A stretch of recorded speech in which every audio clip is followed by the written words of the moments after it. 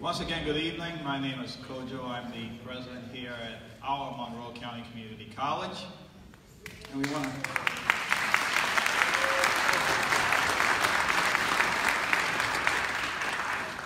to thank you all for being here this evening. Before we get started, it's just coincidental that today is 9/11. But besides that, there are a lot of tragedies in this world. There are a lot of challenges that we encounter on a daily basis here, locally, statewide, internationally. And so let us just, if you could, please observe a moment of silence, if we could, please.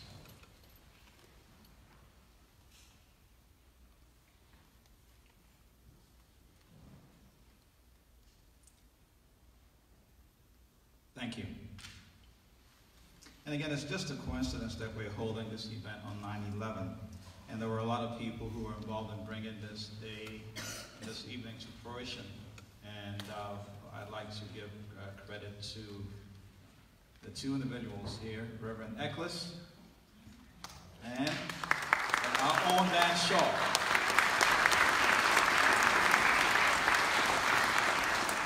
And Dan was just telling me he didn't realize that when he was asked to do this, it was going to be so much work. But you pulled it off. And as you know, we are an educational institution. Everything we do is about education. And tonight, hopefully, will be an educational evening or night for you this evening. And so with that, welcome to Monroe County Community College. Welcome to our candidates. And the individual who will be moderating tonight is Ray Casonas, and he needs no introduction. I read his articles in the paper all the time.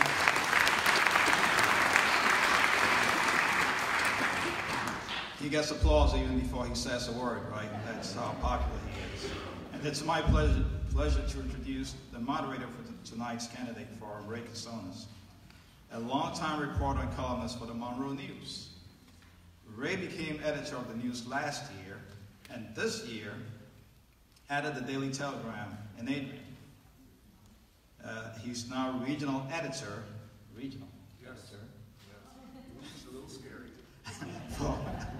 for Gatehouse Newspapers, in charge of both newspapers in Adrian and also here in Monroe.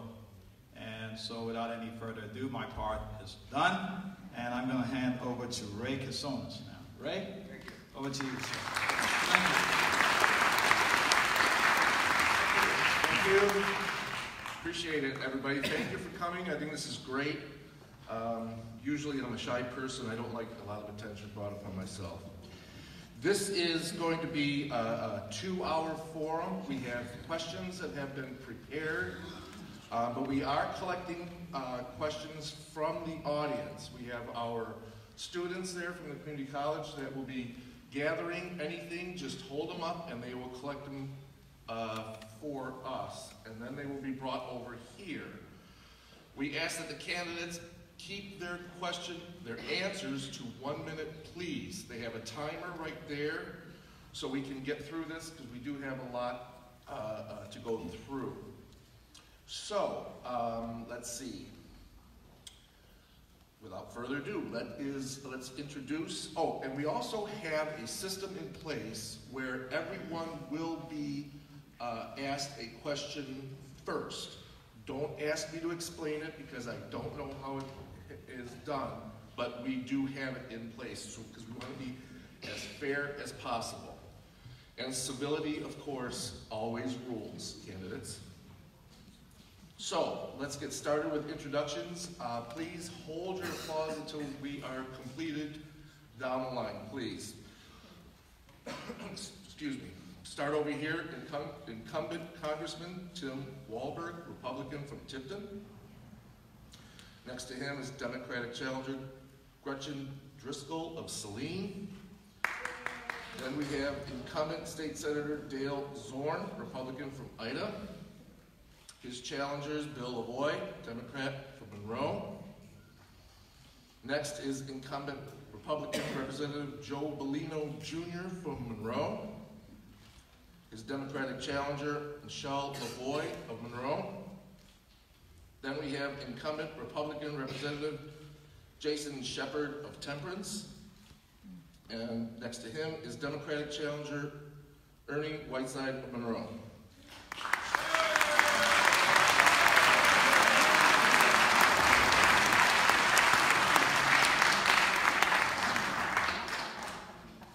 So, also I want to make one more thing clear, that with the exception of 2 questions, one each for the state and federal races, all candidates will get a chance to answer the questions.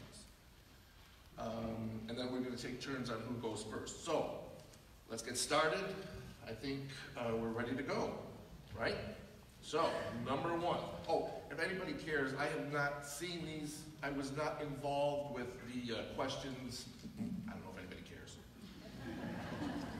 But they were, there was a lot of effort by a committee to create these questions. So a lot of time was taken by these 2 gentlemen here. All right, the first question goes to Representative Walberg. Mrs. Driskell will answer next. Then it will go to each race in turn, with the Republican answering first. We got that? Ready? We're going to rotate. Thank you. Monroe County is at the forefront of a national opiate crisis.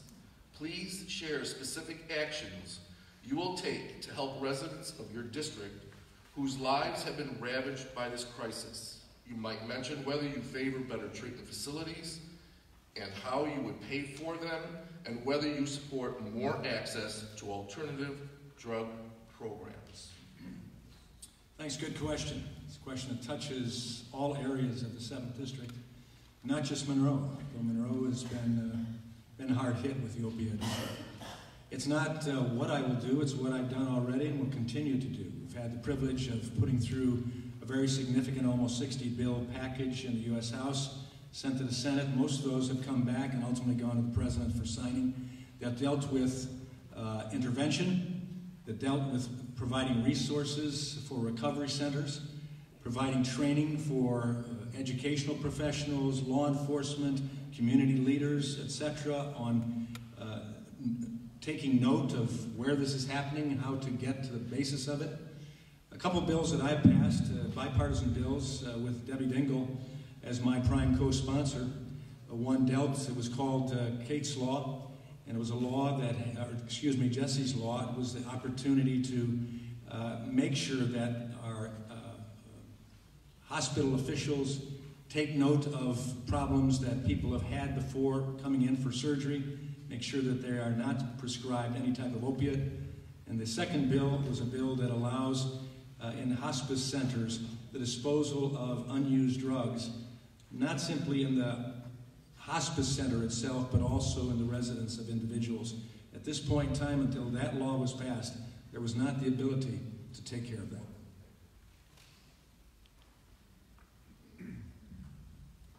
Thank you. I'm very aware also of the situation here in Monroe County across the district.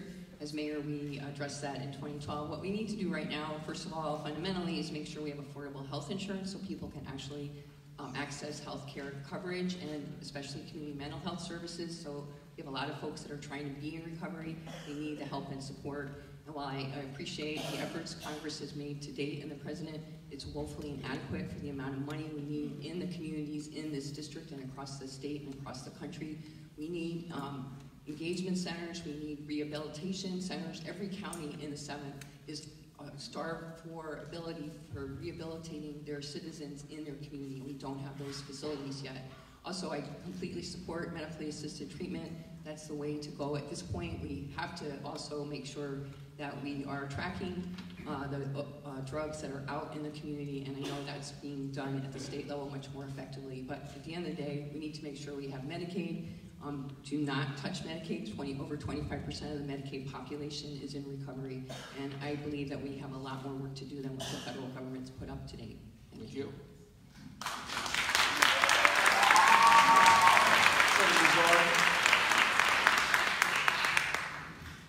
Senator Zorn, yes, sir. For the past 3 years, I've been working with the Monroe County and Illinois County Substance Abuse Coalitions. And because of the work that I've done with them and listening to their needs, I've been able to get a few bills passed in the Senate and it's been signed into law, such as doctors using the MAPS system. Also, we just passed a bill that will require hospice to come up with a way how to rid of opiates when patients pass. But it's not all about getting the bad guy off the street. It's really truly about treatment. And looking at treatment, we need to get our citizens back in the community and allow them to become fruitful again. And that's going to take much treatment, and I support the treatment very, very strongly. Mr. LaVoy? Thank you. So I had started in 2013 a series of meetings with the Department of Technology Management and Budget, law enforcement, and some other groups in the Capitol to actually modernize the MAP system. Even had some discussions with Dr. Stephen Bell, who's from the Monroe County area, regarding modernization of MAPs. DTMB immediately said they needed $3 million to upgrade the MAP system, which was a horrible system that had people report, had the actual dispensaries, so the pharmacies, to dispense their drugs, they were supposed to actually report who they gave them to and how many. And the whole idea was doctor shopping. So I tried to do some of that. I also introduced some bills on the same thing when I was in the State House. I also agree that there needs to be more with the treatment piece. Medicaid is going to be key to some of this. And I think that we need to support some of that through the Healthy Michigan Plan, which was a bipartisan health insurance expansion that was passed when I was in the state legislature in the short time that I was there. Thank you. Bellino? Thank you. And thank you for the question. As one of the few addicts in recovery in the houses in the whole United States, I have a very personal idea of what needs to be done here. We need a lot more money for long-term treatment. I've turned out to be one of the go-to guys in the House of Representatives, or in the whole state in particular, when it comes to addiction and fighting addiction. I had a personal meeting with the Secretary of Health and Human Services, explained to him that we need a lot more money for long-term treatment because 6 or 8 or 28 days is nice, but if you have a Paulus House or a Dawn Farms or more places like that, it's a lot healthier and a lot better for recovery.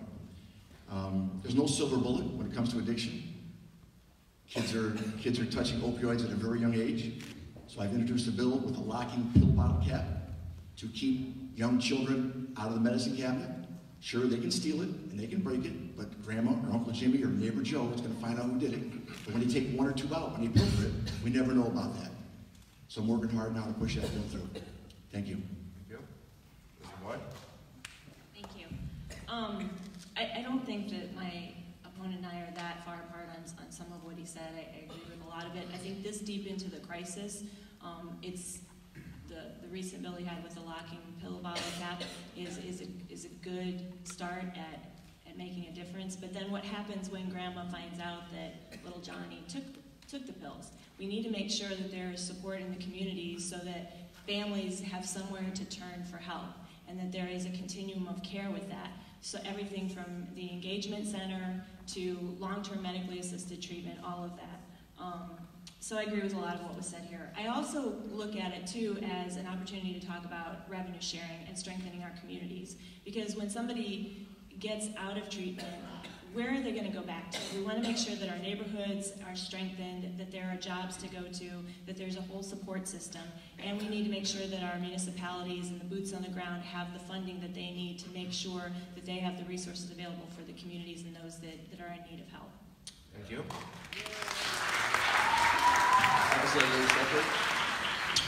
Thank you. Well, so this topic is an interesting topic for the fact that it isn't a one person or one fix. This is a team effort that we all have to work towards. Sitting on Health Policy Committee this year, we've seen several of these bills come through in regards to MAP systems and funding and everything that goes along with that to try to curb this. At the end of the day, we're fighting something that is legally prescribed by physicians, and it starts a problem. At the end of the day, we have to look at how those pills are being prescribed to be able to cut the head off of this Leviathan. That has to happen. and we have to be stronger on that. As far as recovery efforts, of course, we need funding for that. We need places for people to go, because it is a silent killer. You see it all the time. You see kids that get addicted to it, and they're playing football, and they're doing an active, normal life, and all of a sudden, they end up dead from being addicted to these things, because nobody knows it. We have to get them out of the darkness. We have to get them help. We have to get them recovery. And it's up to all of us to chip in and be able to do that. And our state government will be there with you. Thank you. Thank you. Mr. Whiteside? One thing's for certain. No one ever woke up in the morning and thought, I hope to be addicted to opioids or anything else. People become addicted to opioids for a variety of reasons, maybe recreational, but in most cases I think it's because people are experiencing pain and discomfort. And addiction is a medical problem. I believe we go a long way towards solving this problem when we, one, admit that it is a medical problem and it has a medical solution for the most part. And two, when we adequately fund the treatment efforts. And I think almost everyone at this table agrees that we should adequately fund it. Part of that means, though, that we need to have adequate amounts of money available to do that. And that's the elephant in the room, that if we don't have enough money and spending decisions have to be made, then there have to be priorities set. And I think the priority is always on human well-being. Very good. All right, on question number 2, this is just for our U.S. representative candidates only. And we will start with Ms. Driskell and then go to Congressman Walberg. Where do you stand on the current immigration issues? Please at least address whether you support paying for a wall along the Mexican border and reinstituting DACA, which is Deferred Action for Childhood Arrivals. Yeah. Well, I do support DACA. I think that any child that is born in this country and has lived in this country and wants to contribute to this country has a right to do so, and there should be a clear path to do that, and DACA was set up to do that. As far as securing our borders, I believe that we should have secure borders. I don't think it's necessarily a requirement to have a physical border. I think that money could be utilized in much more effectively for having a comprehensive immigration package that would help with securing the borders and making sure that we have a fair process. That is tough, but fair and moral. We have had some problems with that recently. And so I think that we all come from a background of immigration, immigrants, myself included, and that's what our country's proud of and known for, and there should be a fair path.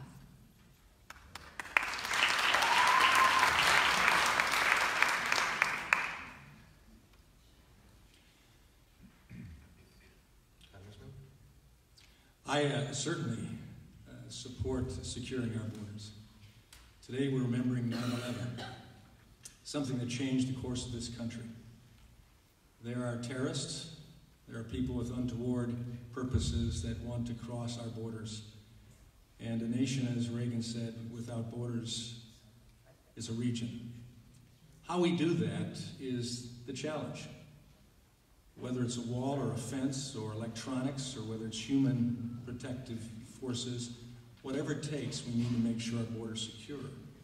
We also need immigration law reform that cuts unnecessary red tape, allows us to have immigrants who come in that will enhance this country as they have in the past. We shouldn't take kids away from their parents. For that reason, I've supported legislation that indeed would make sure that that doesn't happen. I've also supported legislation that reinstated DACA for those 700,000 young people that were brought here through no fault of their own. That's a matter of record. I stand by it and I'm proud of that vote.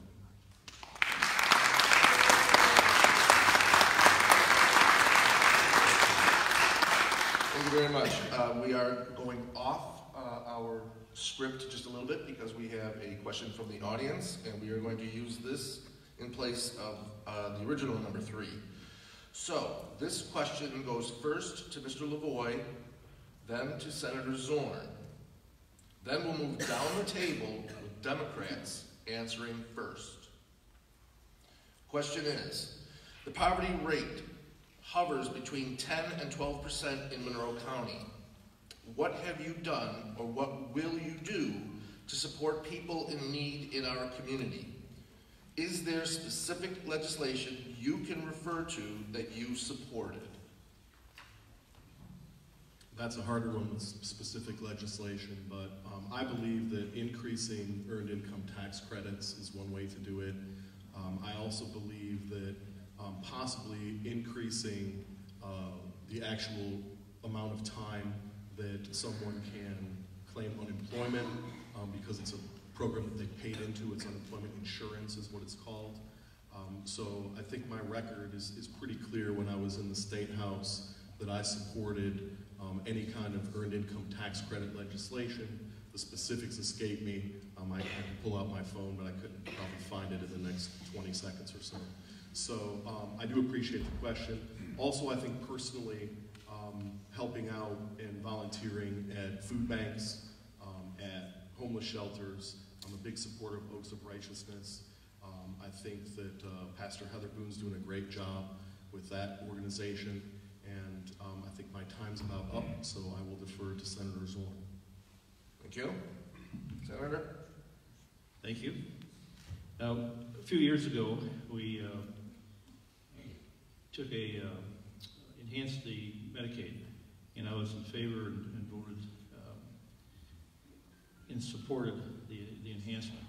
And that was a good thing to do at the time, especially coming out of the recession. The future of this whole thing is that we need to work more on career technologies and trade skills so we can get people back to work. I think that's so important that we find the best ways to help people go back to work. It's not about being on welfare your entire life. It's about supporting your family and being a part of the community. And I think it's our responsibility to work on the ability to increase the chances for employment. Thank you. LaVoy?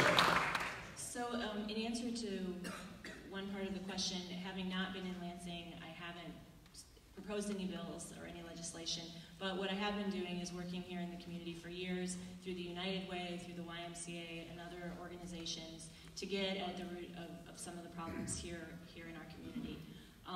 I believe that one of the keys to this earned income tax credit, all of those things we need to take a look at, jobs, wages, and education. We need to make sure that we don't keep hearing that we can't come to Michigan because you don't have the talent. We have the talent here. We just need to give not just our children in the public schools and et cetera, but we need to be able to, it's a continuum of education that all of us should be able to participate through our lifetime, because we don't know when our job circumstances are going to change, and we need to have the resources available for people for job retraining, et cetera. So I think we need to look at that. I think we need to just strengthen Michigan and the infrastructure and revenue sharing and all of those things that make us a place that companies want to locate to, give our residents the training they need, and I was afraid I wasn't going to have anything to say, and keep building for the future. Thank you. When I do clear my throat, that is a signal that Thank you. We definitely need more jobs in the county. We need policies to grow jobs. We can't have lots of stupid, tough regulations. We need people like the MEDC in Monroe to grow jobs, to help bring companies in to grow jobs. I like the fact that Mr. LaVoy voted for Healthy Michigan because I think it's one of the best things we got going here in Michigan. We have over 600,000 people getting health care. And I voted on a bill that would make them get a job or volunteer somewhere if they're healthy and if they're not taking care of somebody at home. There's a lot of things, a lot of outs there. If there's something wrong mentally or physically, or they have somebody at home they're taking care of. But I want them to go out there and get a job and work if they're getting health care. Our unemployment rate, our unemployment insurance, like he said, needs to be raised. It's been the same rate for 22 years. If you're unemployed 22 years ago and you're unemployed today, you get the same amount of money. That's not fair. We need to grow that. Thank you. Thank you. Whiteside? So I'll go ahead and make the crazy suggestions. I think I'm supposed to be the one who does that. I think we should have a minimum wage that's equal to at least what it was in 1968.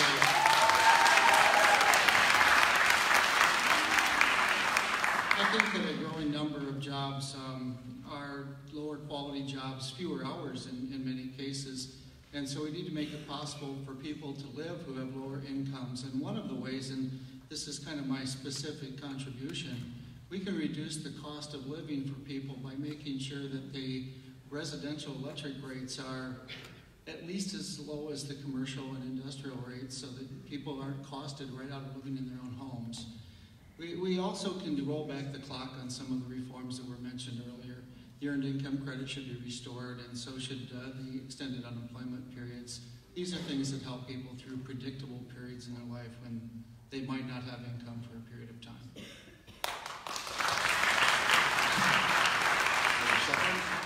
Thank you.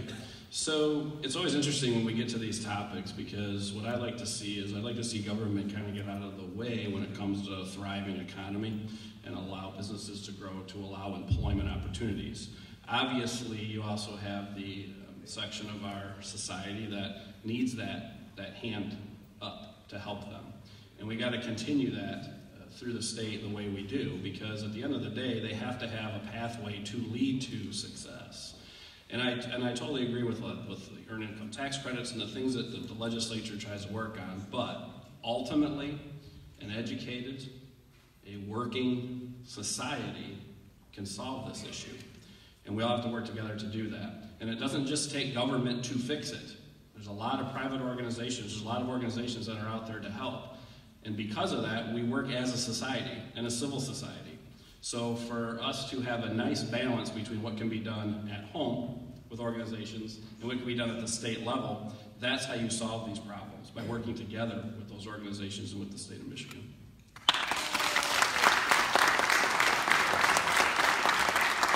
Ms. Driskell, you're up.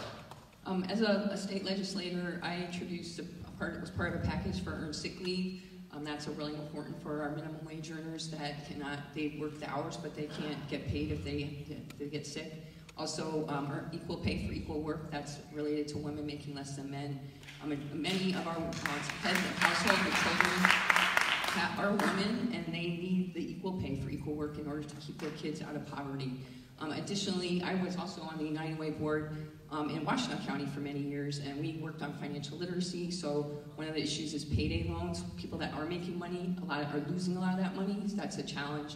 And finally, education is fundamental for the ability for people to have a good career and income. So starting with preschool and making sure that we have preschool for our most vulnerable children. In low-income areas, it's documented, actually nationally recognized studies from Michigan in high school studied the children for 40 years, and it's documented that early learning in the preschool 3-4 age proves that they will not only graduate high school, stay out of jail, but they tend to make more money on average for the rest of their lives. So there's a lot of different tools our government at the state and federal level could do to help with keeping children out of poverty. Thank you.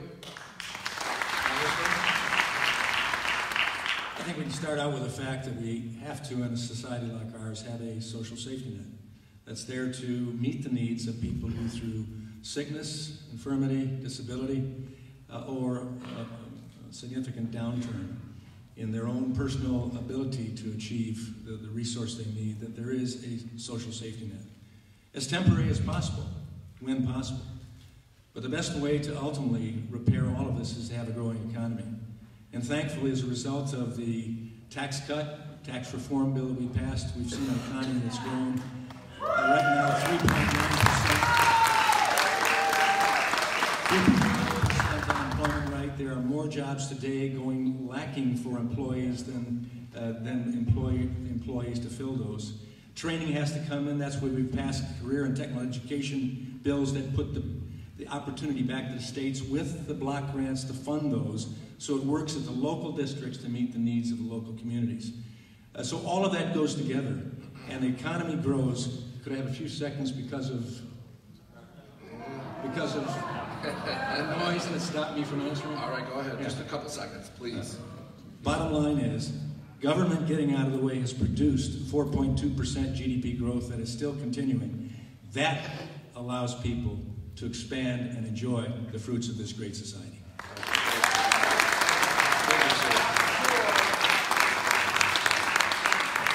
Okay, moving along. Thank you. This question goes to Senator Zorn. Where is he? Oh, and then Mr. LaVoy. Then the Republican candidates will answer first. Depending on which study you look at, our spending per capita on roads is either lowest or among the lowest in the nation. What are you going to do to improve Michigan's roads? That's a great question. Well, thank you. In the past 4 years, I have been able to bring additional funding back to Monroe and Lenawee County. The additional funding is over and above what Act 51 is that provides funding for the roads.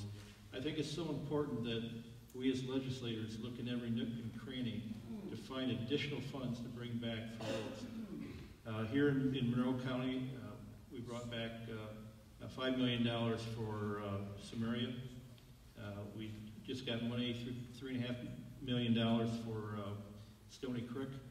And there's several other roads that's been repaired here. I think it's so important that we continue to fund roads, increasing the funding. In the budget, we just put $300 million into the budget for this year, over and above Act 51. So it continues to evolve, and I believe going forward, you're going to see many, many more orange barrels out there.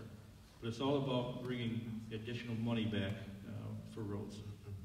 Thank you. Mr. LaVoy? And I would say that it depends on how that money is brought back. I'll tell you that I was one of those that voted against the birthday tax when I was in the legislature, and against the $600,000 that was supposed to be appropriated from every future legislature to get the bare minimum amount of money to maintain the roads the way they were. Because what happens is, in an election year, somebody shows up and appropriates money, if they're in the majority, to fix a road in their district. And we've seen it happen with people that are sitting here at the table. And I think that there needs to be a comprehensive solution that takes the politics out of it. There were several proposals when the road funding debate was going on in the past, and they were shot down so that the party that's been in control of the state for the last 8 years could do it their way only and preserve the appropriations process, which is also known as pork barrel funding.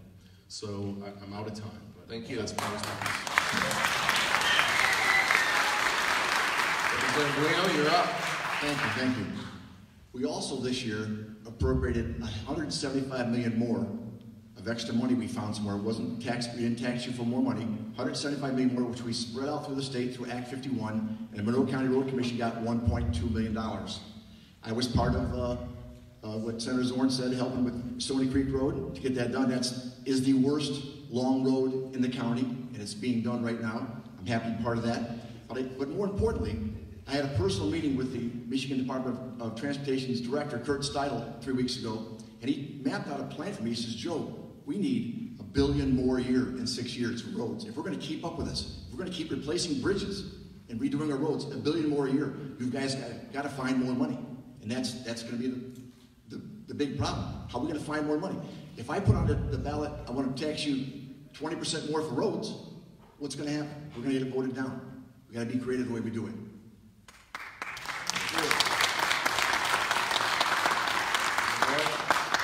So I'm always happy when money comes back to our district, because as far as I'm concerned, that money is our money. So I'm glad that a road that's needed help for years and years is finally getting attention.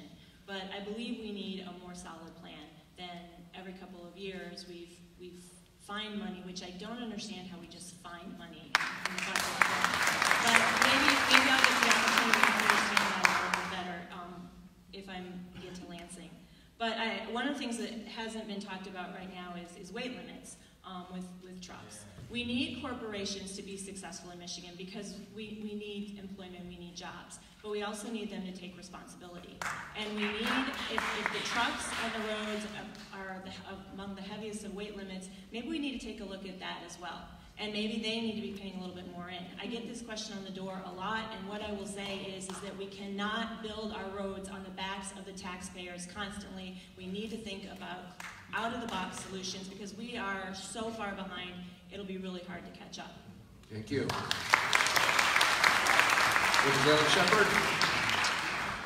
Thank you. So the issues with the roads are this. There's really only two sources of income that the state can actually use that are permanently dedicated to roads, and that's a part of a gas tax and your registration fees. That is it. That is the handcuff that we have on the state of Michigan and where we can get funding for the roads. I think we need to look at a fundamental change as to what we do.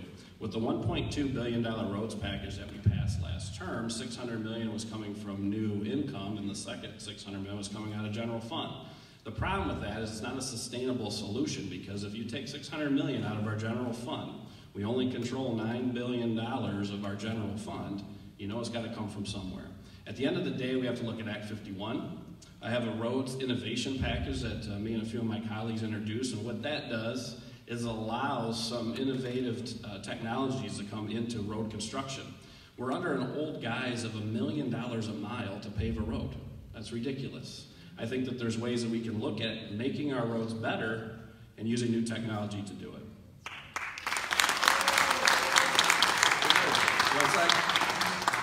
My opponent just suggested that we have handcuffs, and I don't think that's really true. I have this really weird hobby. I look at combined annual financial reports going back for decades. I'm pretty sure a lot of you do that. I was concerned when the legislation was moving through for earmarked funds for roads, and I asked myself this question: do we really depend on earmarked funds to maintain our roads in Michigan, and have we ever?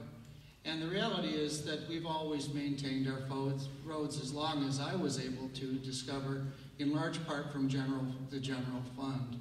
And so the real problem is that our general fund is too low. And sometimes it's hard to follow a problem far enough back to see where it's caused. And I think we can follow our problem back to 2011, when the Republicans virtually eliminated the obligation of corporations in Michigan to pay their fair share of taxes. Thank you, sir. Congressman? Well, from the federal level, there are resources that comes from the fuel tax, gas tax, to Washington, and they're put into funds to send back to the local governments and states. For too long, that's been held up. We were fortunate just in this past 2 years to actually pass a highway trust fund bill that gave states and local communities an exact knowledge of what they were going to get from the federal government so they could plan. That's an important thing to take place. And that was a 5-year reauthorization, the first time that it happened in a long time. And it's about time it took place. That puts the onus, of course, on our state legislatures, our local road commissions, etc., to use it appropriately. Formerly, we had a lot of mandates coming from the federal government. We reduced significantly those mandates and said, listen, let's let the locals decide and the states decide how they use those funds. They can do it, knowing it better, hopefully. If they build turtle fences, then that's their problem. If they repair roads and bridges, that's the way to do it. We did that, and then we passed the transportation funding bill as well this past year. So the feds have given the dollars to the states, and now let's see them use it properly.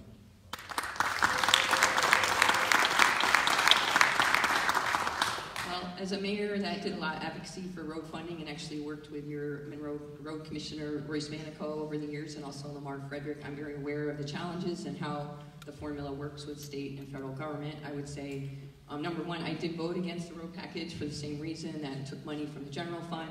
That money should be going to things like community mental health to help our folks that are trying to recover. There's a lot of other things that need to happen with that general fund, number one. Number two, the federal government does have an obligation to invest in our infrastructure in the state, and they have an obligation, we have an obligation as federal, hopefully your next federal congressperson, to make sure that the people that are generating revenue off of us, like multinational corporations, pay their fair share into our infrastructure. They're not doing that. As a matter of fact, they're not paying any tax. So I would also suggest that we ask our corporations at the multinational level and at the large corporate level, we're making tremendous profits right now, to reinvest that into our infrastructure in this country. And a lot of that will come back to Michigan. Thank you. Very good. Thank you. Moving right along.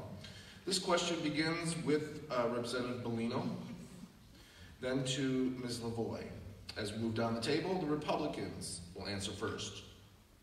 We are in the midst of a terrifying epidemic of gun violence in schools. Solutions that have been proposed run from arming teachers to hiring security guards to changing gun laws. What will you do to help keep our students safe? Thank you.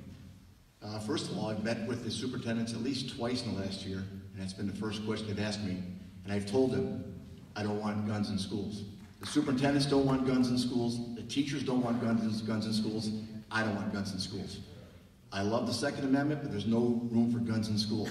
Second of all, I've been to 14 schools, and the front doors go from buzzer, all glass, to 2 doors, meshed, small windows. It's off the charts the way that the safety is to get in the building.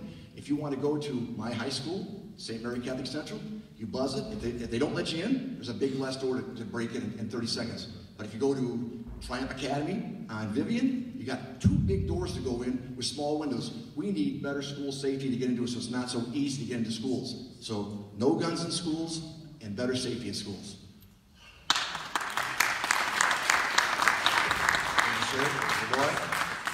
I agree. Schools are no place for guns, and we do need to secure the schools. And we need to give the teachers, we need to make, and the administrators all the technology that they need. That's going to be a big help. We need to reinforce. We need to take a step back and really examine it. The other piece of it is we need to. These are such complex questions for 1 minute, because what we're getting at are on most of these are questions about society and questions about mental health and support for our neighborhoods. We need to strengthen who we are, and we need to strengthen treatment. A lot of the incidents that have happened have been from people. You're going to get somebody who just wants to do bad things, but you also get people who've been disenfranchised from society. You get people who have needed help along the way and haven't gotten it. So I think we need to look at it from securing the schools and keeping our students safe when they're in school, because no mom or dad or grandparent or guardian should have to worry if their kid is safe at school. But we also need to look at it from the societal issues that play into all of these incidents. Thank you. Representative Sheppard. Thank you. So I think we also have a fundamental problem with how we fund our schools and how much money is getting into them. Right now, we're so underfunded that in order for them to even hire the officers or the armed security that might be needed, we need to find ways to find funds for that. We've seen an increase in our school budget since I've been in office, but it's always kind of bits and pieces. We need to really do a comprehensive change on how we're funding, number one. Number two, I don't have a problem with trained, people that have weapons. At the end of the day, if they're trained to use them, then use them. I know that some school districts have hired police officers. I know that there's some talk of retired police officers being school resource officers. I think that the doors need to have a one-way in, one-way out type of situation when you're coming into a school building, buzzer systems, all that. But it costs money to do that. So we need to fundamentally find ways for schools to be able to tap into more resources, whether it's through grants, whether it's through changing our per pupil allowances, to allow them to solve some of their issues that they see before them in their local schools, in their local school boards. Thank you. Mr. Whiteside. Well, I hate to say, I just totally agree with my opponent on almost everything he said, but I do. I think we should trust our school staff to know what they need most in their particular school. I don't think that, and I think Michelle LaVoy said this, there's not one simple solution, because we don't all live in the same community. We might feel far differently if we lived in a highly urban community than in an urban community. And so I think we should look to our school boards to come up with those solutions. I think there are fine professional people who are involved in securing schools. We should trust their recommendations and make money available to do that. Thank you. Congressman, you're up. School boards, parents, administrators, teachers, I believe, can come up with solutions if they're allowed that opportunity for making sure the schools are safe. In the 7 counties I'm privileged to represent, there's probably not a handful of schools that are the same. And so these are local decisions that have to be taken seriously and met with what would work best in the local district. So that would be left up to them. But from the federal level, that's why we passed legislation which was called the Stop School Violence Act which puts significant dollars toward assisting local school districts and states to come up with plans to train, to prepare, to resource, to bring the infrastructure in, the technology, whatever's necessary to complete the responsibility of providing safe schools. We also established a coordinated reporting network across the nation. We also passed with 21st Century Cures Act a very significant mental health component directed toward school safety to get at the needs of dealing with the mental issues that are causing some of these to take place. But again, it goes back to the local district. Thank you. As a former mayor and a strong supporter of our schools across the district, I don't support concealed weapons in schools, and I don't support having teachers with weapons. I do support, however, securing our schools, and I commend the federal government for providing grants, because I know, I also think that securing the schools is fundamental, and that we do need to talk about having somebody that has experience, if they do choose to have like a security guard or someone like that at the school board level decides to do that, that's a community decision. Thank you. Senator? It is a local issue. I believe that the school board should have the opportunity to place security in their schools that they know will work. Every school district has a different personality and a different need. I have, in the last couple of years, been meeting with students, both here in Monroe County and Lenawee County, as well as superintendents in both counties, and talking about what we can do to help schools become secure. And what I have found, no matter what we do on the outside, the bottom line is it's the school walls that is the last defense of the school. So we have to secure the school systems, the properties, the buildings. But it's not just schools, it's churches and theaters, any place where people congregate. And it's going to be important that the state funds, which we just fund about $25 million in this year's budget, to help school districts purchase security equipment and do what they need to do. And we're offered that every district can take that money and use it as they see fit. But it's about securing the facilities. Thank you. Thank you. So my take on this, being the last person to speak on it, is probably elements of what everyone else had kind of said. I too believe it's a local issue more than anything else. I've seen and agree with adding more liaison officers to school buildings when it's possible. We've seen our local county board of commissioners approve money that they split with the school districts to actually have police officers in the schools, which I don't think is a bad thing anyway, for other reasons. But I would say that we also need to strengthen, if it's an entrance point to a school, there's soft targets. I mean, that's what they end up being, especially when people know that it's a gun-free zone. So I think we need to do some things to strengthen the security physically of the buildings also, as well as have more resources possibly put towards mental health issues, to try to identify some of the people that may actually be the ones that are more likely to do bad things to schools. Thank you. All right. Let's move right along.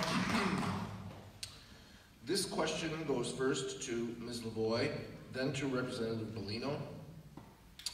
And then as we move along, the Democrat candidates will answer first.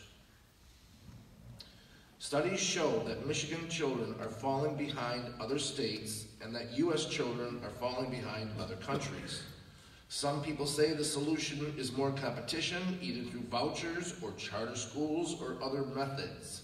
Others say we need to invest more into our public schools.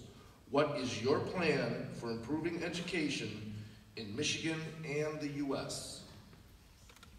So I think one of the things, and I believe Representative Sheppard mentioned it, it was we need to look at the funding formulas. We have areas where there isn't a very dense population and they get more per pupil than areas that are heavily populated with students. So right away, depending on where you live, you may be at a disadvantage. So I think we need to look at the funding formula. I think we need to be listening to the administrators and the teachers and talk about what they need. What I get on the doors from a lot of teachers isn't necessarily that we need.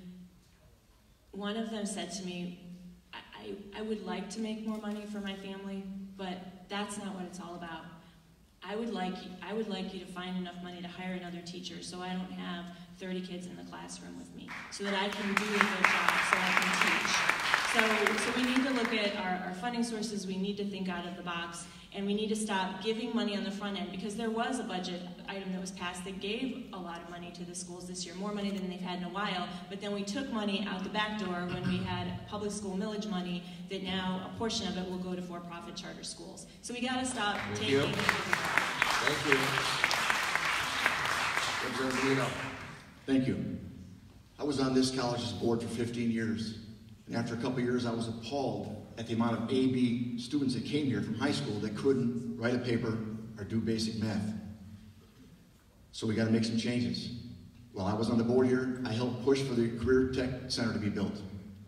I helped push for the Middle College to start, and that was a battle with some of the employees in this building that didn't want high school kids on this campus. But we got it done, and Kojo, through his leadership, has grown it. Thank you, Kojo.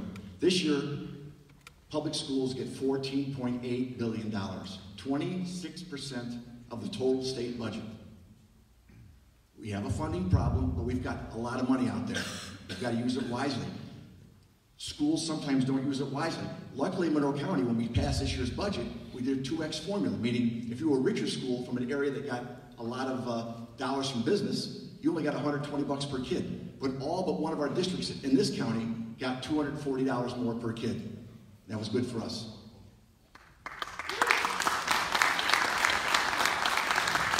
Mr. Whiteside?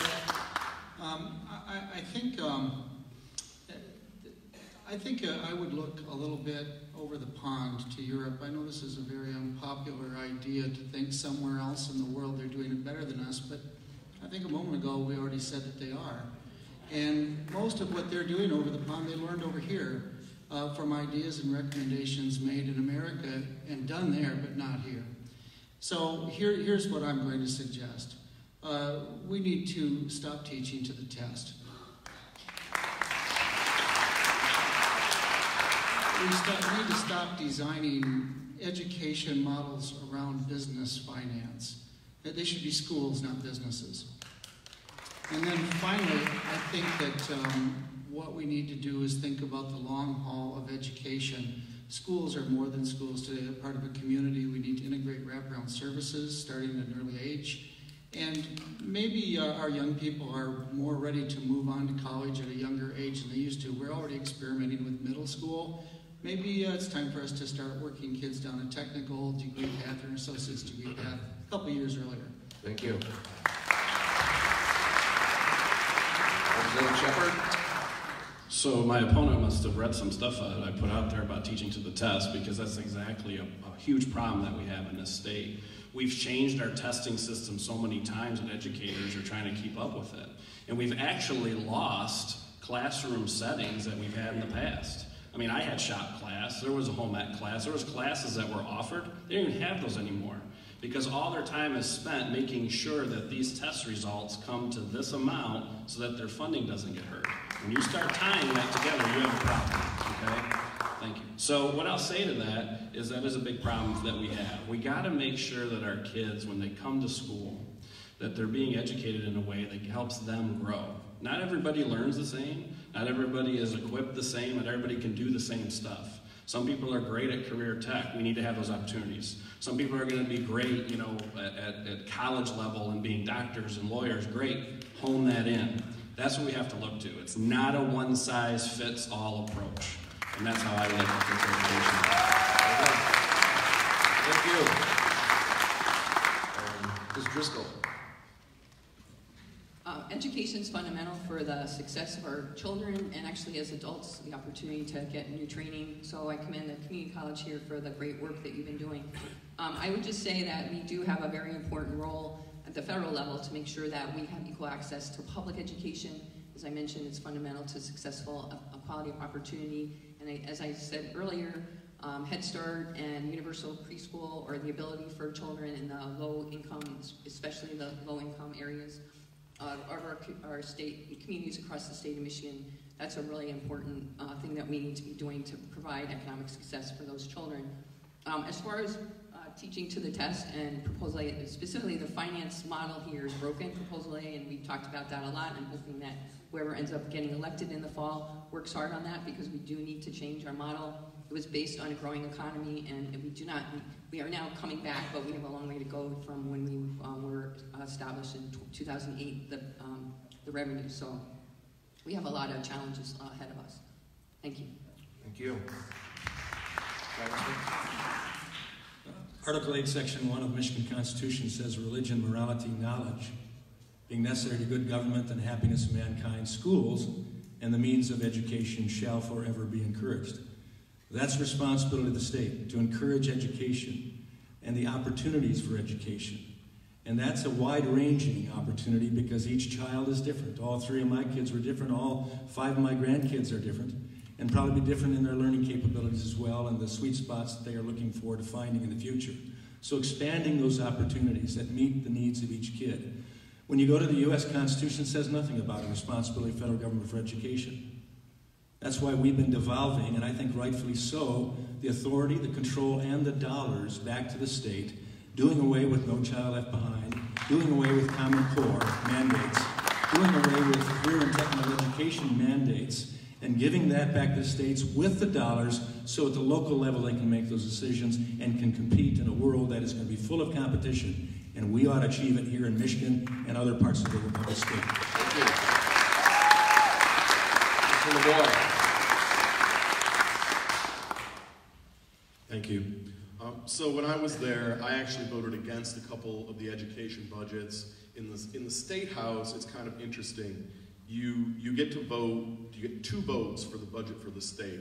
One is considered the education budget, and the other one is considered everything else, essentially.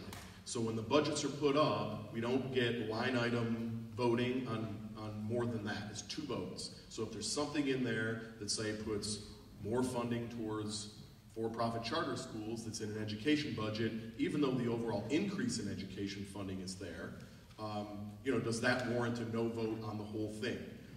So that happens with it. So to get to more of the issue with it, I think that the funding has been diluted, and it's gone towards for-profit charter schools.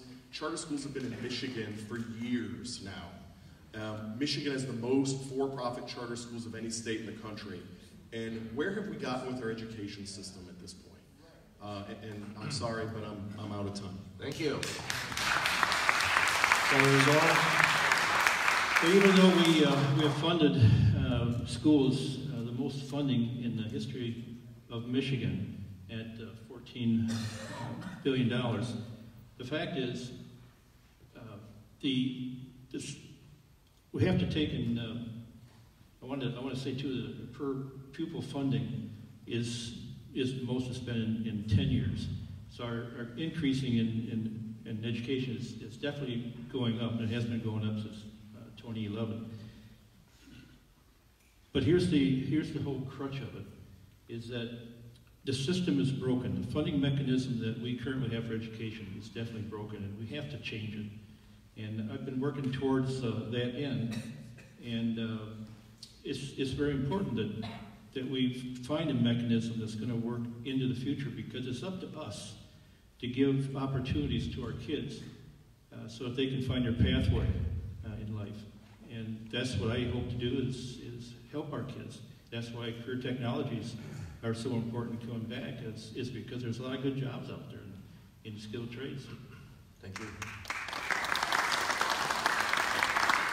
All right. Very good. Well, we're about halfway through our program. I think everything's going quite well. Everybody seems to be doing very civil. Thank you very much for that. I did want to mention that although the candidates will not have did not have an opening statement, they will have a closing statement at the end of the program. So, moving right along. This question is from the audience. So again, showing our flexibility, we are moving off of the script. This is going to be a 2-part question. So we want the the state representatives and the state candidates to answer first and go through that, and then we will ask the two federal, if you don't mind. Okay? So this question first goes to Mr. Whiteside, and then to Representative Sheppard, and then as we move down the line, the Democrats will answer first. Again, we will start with the state, complete that, and then move on to the U.S. So the question is, over the past 2 decades, Michigan legislators have diverted nearly $8 billion in revenue sharing from Michigan communities. Do you support returning increased revenue sharing to local communities to address locals' needs? And if so, how do you propose to make this happen? Mr. Whiteside, you're up. The short answer is yes. The long answer is also yes, probably. I've been preaching a lot about the problem of the fact that local government people are very nonpartisan. They're all about keeping the roads maintained, keeping the school doors open, the lights on, the water clean, etc. And those things all cost money. So when we elect local officials, they show up with a laundry list of things they need to do and a basket of money to do it. And so then they go to work on a budget. And invariably, there's not enough money in the budget, so they have to make some priority decisions. I don't have any specifics about how we get more money to the local level, but I think that more money needs to be driven down, and that money needs to come with a lot more flexibility for the people at the local level who are making those decisions. Boots on the ground. Thank you. Representative Sheppard. So I served 2 terms on the Monroe County Board of Commissioners and dealt with this topic quite a bit.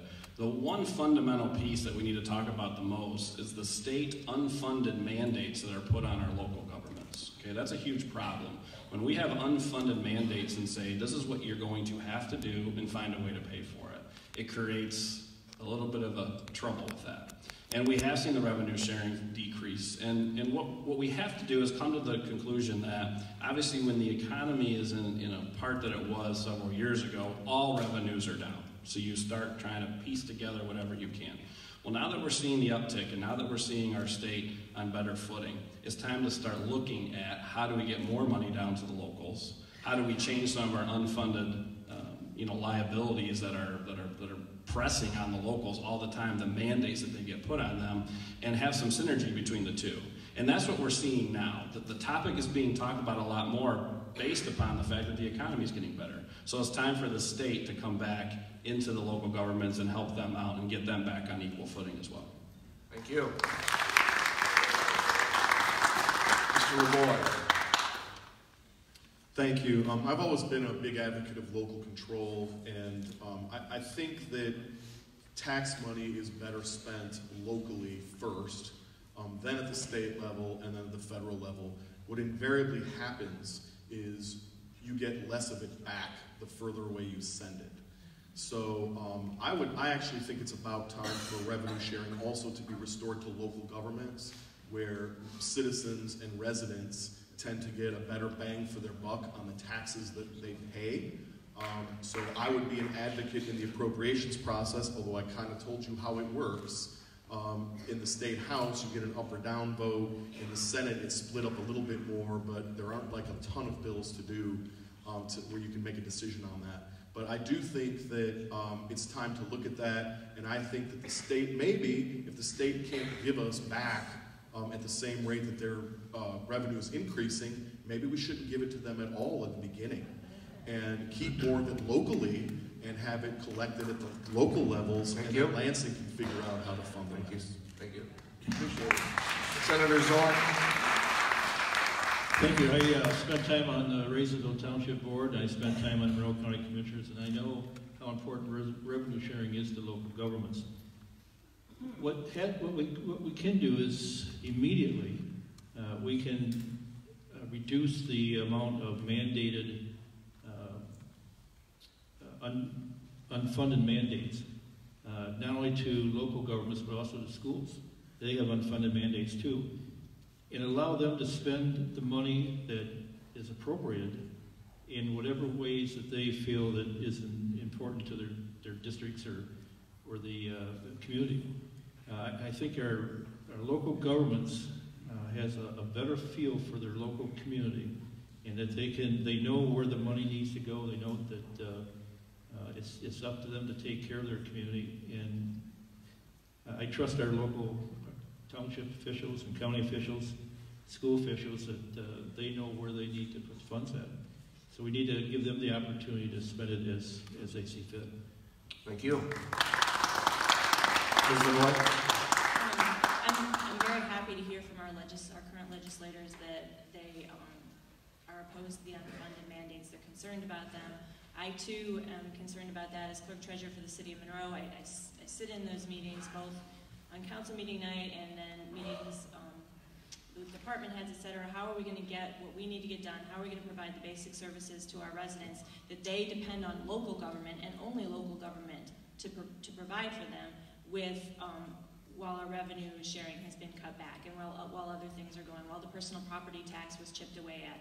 And the unfunded mandates are definitely a big problem.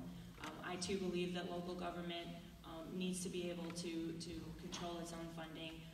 I think a lot of the economic development that happens, it's going to bring more revenue into the state, because in addition to increasing the revenue sharing, which is going to be a budget issue, we obviously need to get more money into the state. We need continued economic development, et cetera, to bring that revenue in. So I think once again, some of us find ourselves in agreement. Probably the question is the philosophy on how we get there, and that's what we have to figure out, and we have to work together to do. Thank you. Representative Bellino. Thank you. $8 billion, eh? That's a lot of money. So, That's what it says. when I was on the college board, we were hoping in 2012, the recession's over, 2012, we're hoping to get the same amount of tax dollars, property tax dollars, in 2028 as we got in 2008. And that's part of the local problem too. Property values have not come back up. There's been changes in laws about property values, and there's changes. There's a Senate bill out there, which I'm going to vote no on, that wants to take the property value of power plants, the mechanics inside, and lower it, take it away, just like car plants. I would be totally against it. That would hurt Monroe big time. So we need to increase revenue sharing by more than 0.9% that we had this year. And luckily, in our county, we have a very healthy fund balance for the county. The city's got a healthy one too, not as much as the county, but they've been very prudent in their expenditures and have done well. Thank you very much.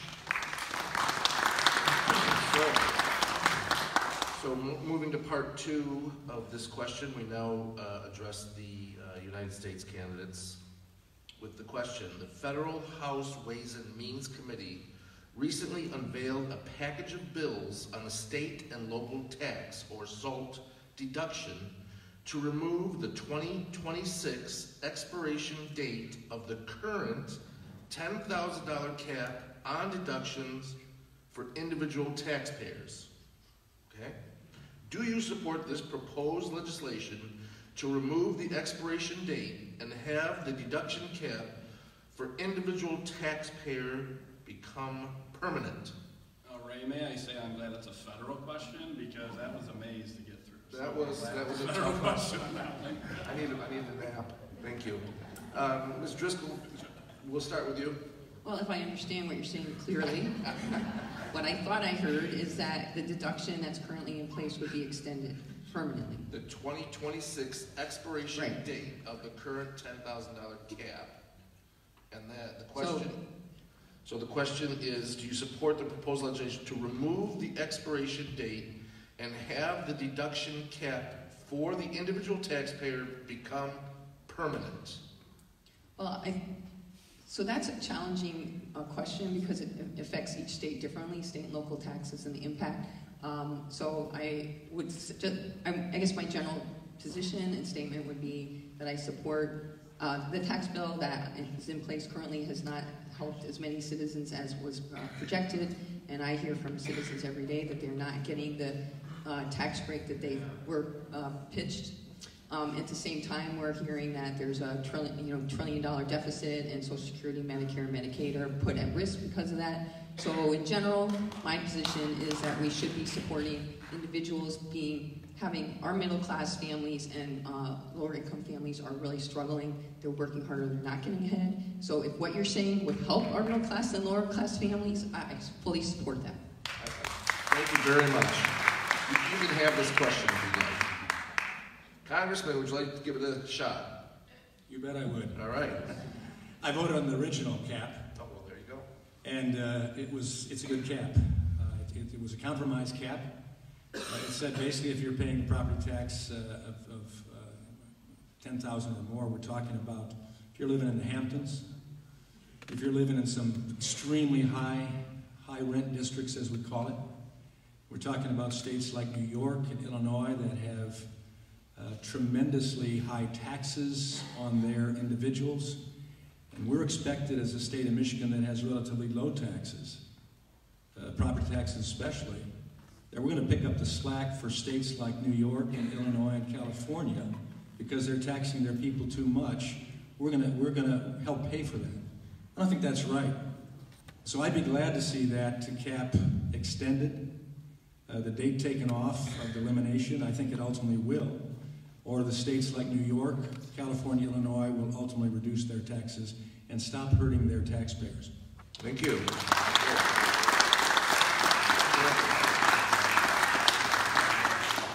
And I do want to say that, remind the audience that that last question did come from the audience. Okay, moving forward, this question first goes to Representative Sheppard, then to Mr. Whiteside, then down the line, and the Republicans will answer first. One of the important functions of government is both protecting personal freedoms and ensuring equal protection under the law. We have seen situations in the past few years where an employer refuses to provide mandated health coverage for contraceptives or refuses service to someone based on personal religious conviction. What do you believe the government should do to protect the rights of both parties in situations like these? Representative Sheppard, you're up. Well, first of all, let me say this. If it's a mandate and it's a law of the land, the employers have to follow that law of the land. That's the first and foremost. Secondly, whether you agree with it or not, it is the law. So you vote people in there if you want to change it. Secondly, when it comes to employment, I like the concept of people applying for work, and they're applying for a job that they're qualified to do, and they get hired based upon their qualifications. That's bottom line. If you're qualified to do the job, and there's an opening in the job, and everything works out to your favor, that job opening is for you, that's where I think you should be hired. And I think that businesses need to look at that as well. I am totally against discriminating for the fact of just discriminating. I also don't like the idea of having to force certain employers to hire just based on an opposite discriminatory practice. I think that people in the employment world are qualified to do certain jobs. And if their applications are intact and they do that, then they should. 100% I agree with that. And I will always agree with that. I don't think that any discrimination based upon something of your personal belief should be tolerated, especially if you're talking about going into a workplace. If you're qualified, you should be able to get the job. Thank you. Mr. Whiteside, you're up. I'm going to ruin the entire mood of the night and agree completely again. I'm going to add a little caveat to that, though. I think the controversy revolves around the question of something called a tightly held corporation and the sincere religious beliefs of the corporation. Corporations are fictional persons. They don't have any religious beliefs.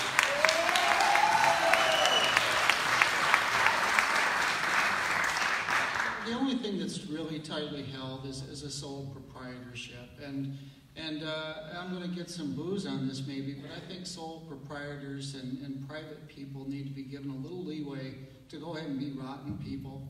But corporations and businesses that employ more than a certain number of people, they just need to follow the law of the land, and that's fine. No one cares what your personal religious beliefs are when it comes to employment. Very good. Congressman, you're up. The solution, I think, has been made simple for us in the Constitution. Follow the Constitution, the Bill of Rights, and follow the law. Very good. Short answer. Very nice. Ms. Driskell. Sure. I don't support discrimination in employment and hiring and or in healthcare coverage. Thank you. We may be able to get another question in. Senator Zorn. Yeah, I think the issue is discriminatory, and I would not support anything that's discriminatory against any individual. I think what we have to think about is when people are going for a job interview and looking for a job, that if they do have the requirements for the job, that they should receive the job if they're the best candidate. And the bottom line for all of us is that we have to follow whatever law is in place. And if we need to change laws, then we need to do that.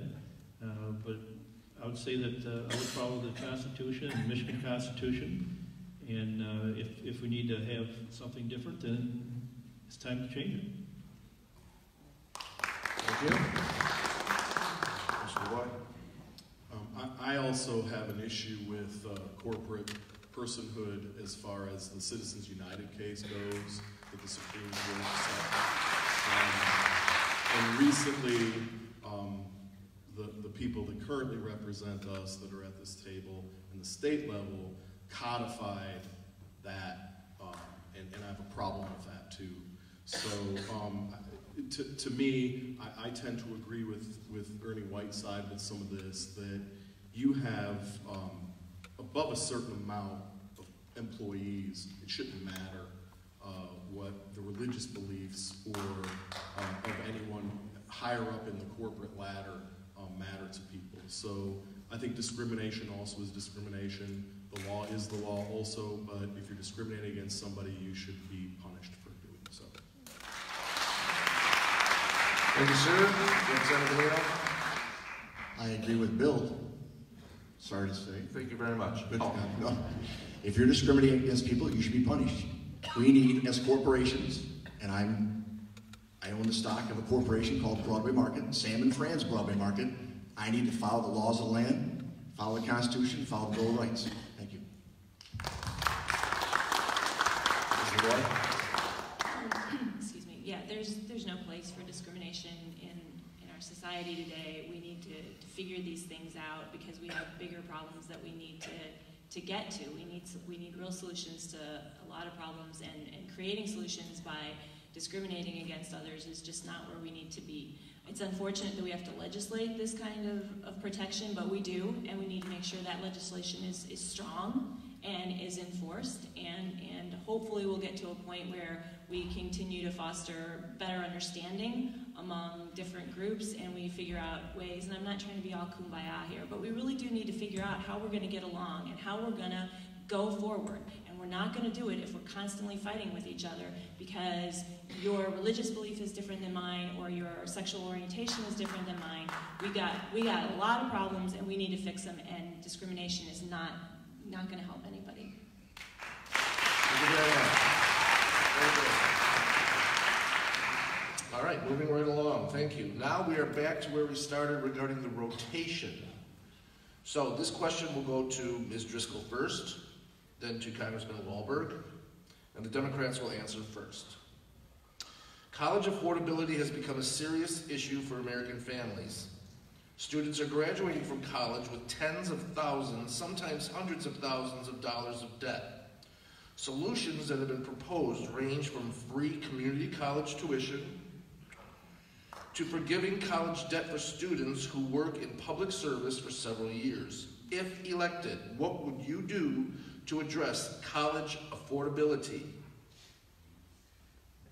Ms. Driskell. So right out of the gate, I think one of the things that we should be doing is for the current people, students that have debt, they should be able to refinance their debt because they're carrying ridiculous rates, and that has been blocked from their ability to do that. So I think that's number one. I would be working in a bipartisan way to make sure college is affordable. I know here in Michigan we have, again, talking about the general fund, we have been using the general fund or cut funding for our higher education and made it more expensive here for students here in Michigan. But I think that we definitely could make by providing some opportunities. I'm hoping, like I said, in a bipartisan way to provide opportunities. Other countries have ways of taking a percentage of paying down your loan over time as a percentage of your income. There's a lot of creative solutions out there. What we need is a bipartisan solution of people to come around the table and make sure that's a priority.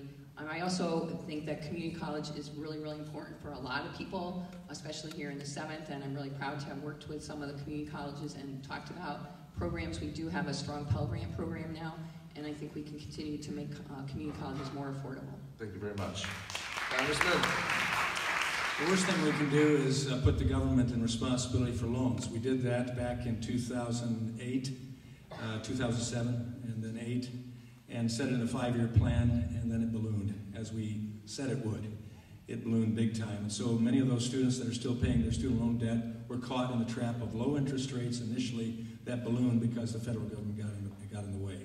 We need more competition, more opportunity. This past week, we passed in the U.S. House legislation, Student Responsibility in Finance Act. It's going to give financial counseling, training, and also sometimes push back a little bit about, are you thinking clearly what you want to take on as far as debt for the courses that you're taking, the subjects, and the major that you're taking? Will you be able to pay that back?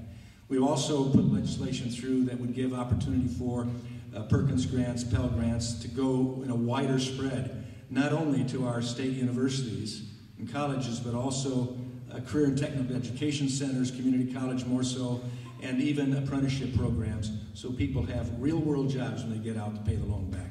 Thank you. Mr. LaVoy. Thank you. While I like the idea of free college tuition, at some point, somebody has to pay for it.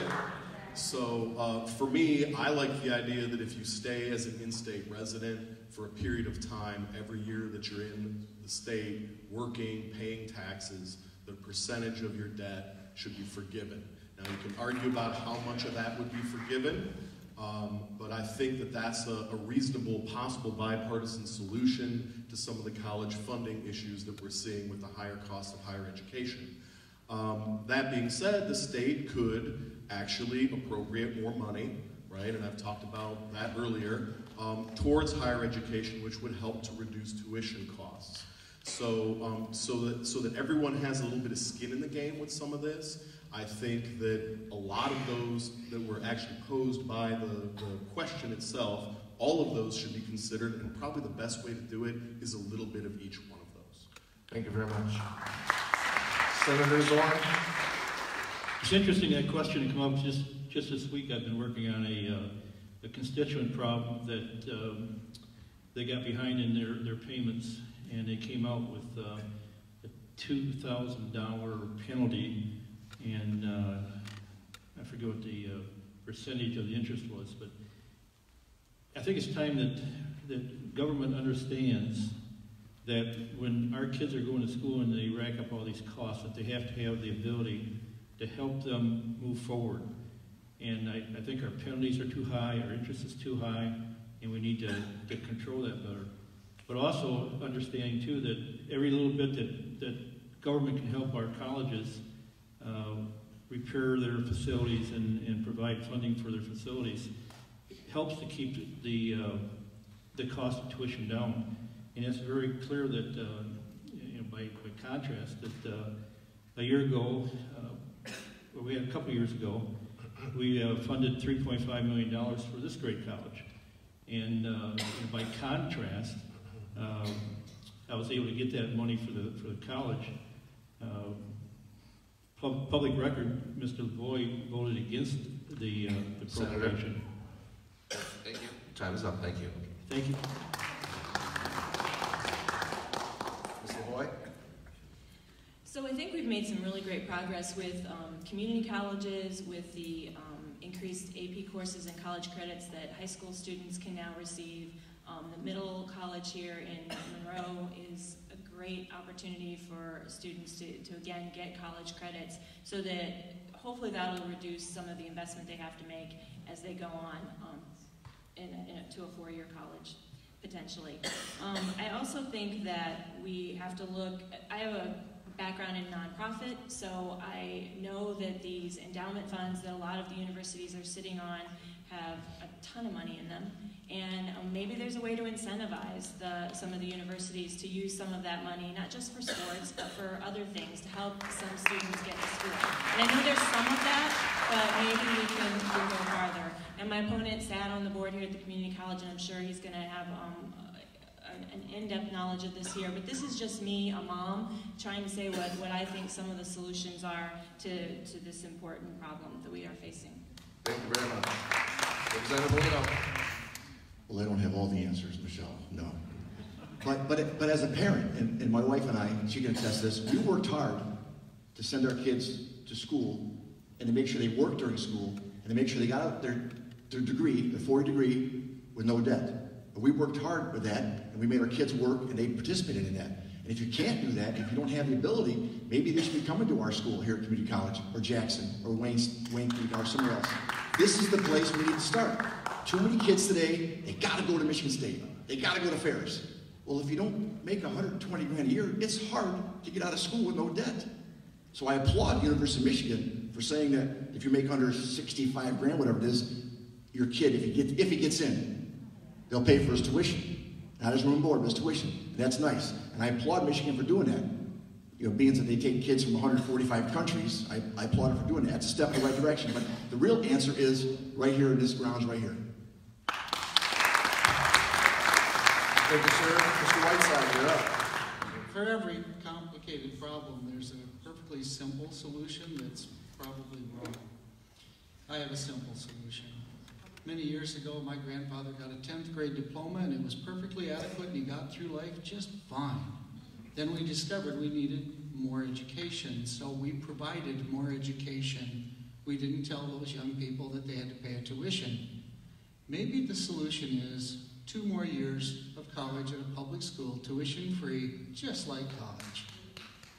Just like high school. Now, maybe we need to start college 2 years earlier also. I don't know if you've noticed this, but a lot of young people are pretty bored at age 16 in high school, and they're ready to get on and get their hands on something really tactile. Many of them ready to get into the skilled trades. Others are ready to get into academia. Let's move the process along a little faster, and I think we can look to Europe for that model.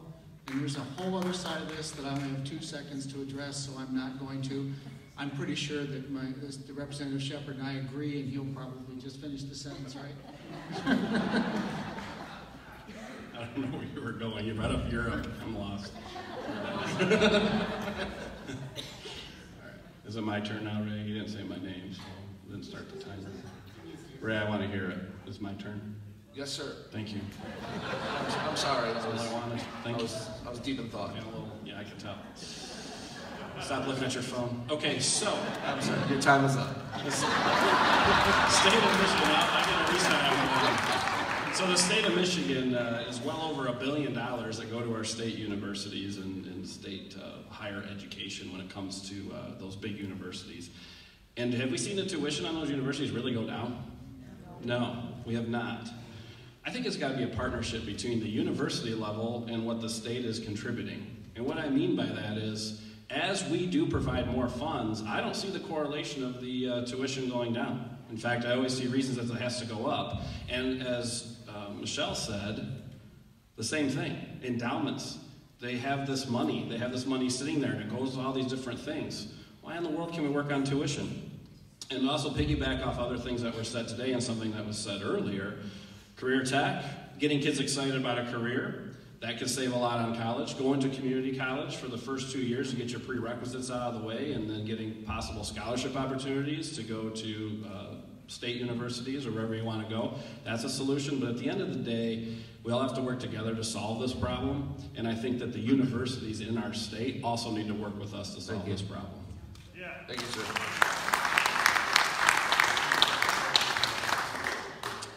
Okay. You're giving me the eye, Bill, for some reason there, or no? Okay. This question comes from the audience, and I think I know what this person might be trying to say. Health care costs. Oh, I'm sorry.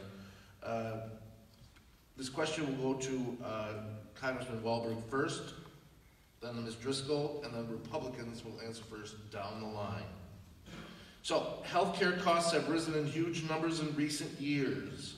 We've had many questions regarding what the government will do to defray these costs for citizens.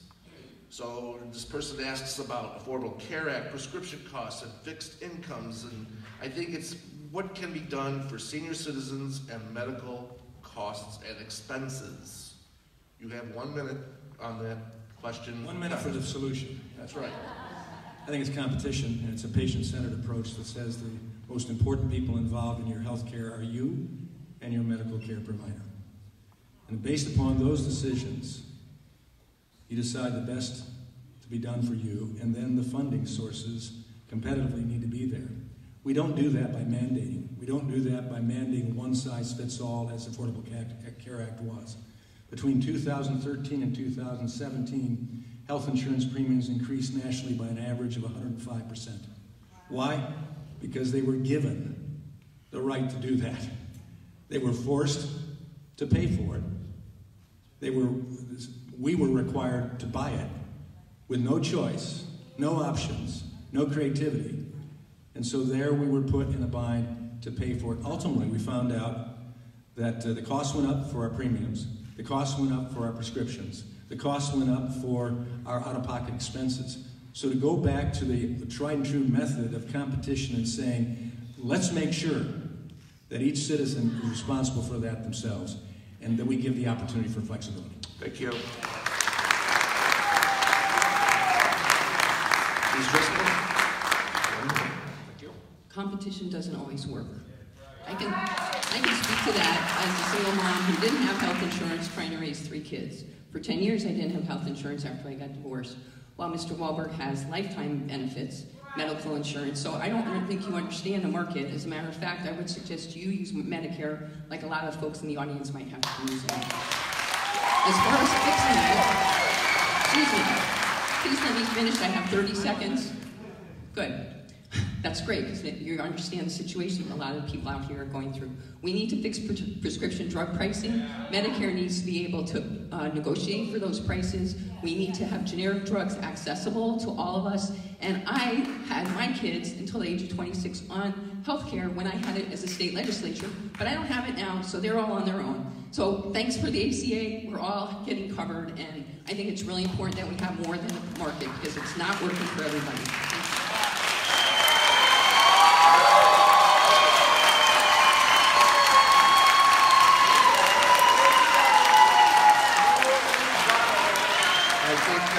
I think the Congressman is allowed a 20-second rebuttal on that. So we are going to allow that sheet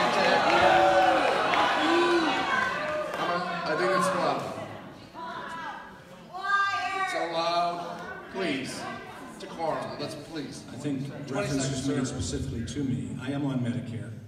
I'd much rather not be on Medicare and have options that would be available, better fitted to my needs. Secondly, for the first 10 years of my marriage, we did not have health insurance either. And we worked it out with doctors, including my wife who's here in the room, clean doctors' offices in order to make a way for us to have coverage.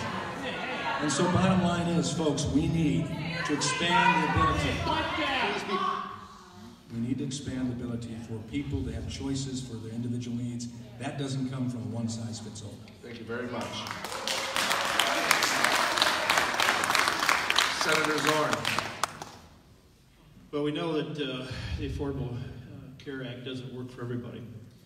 And we need to correct the why it doesn't work. It's discriminatory in many ways.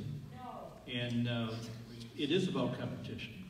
It is about working with the government and the private sector to come up with programs that are affordable. And what we currently have doesn't work, and it needs to be changed.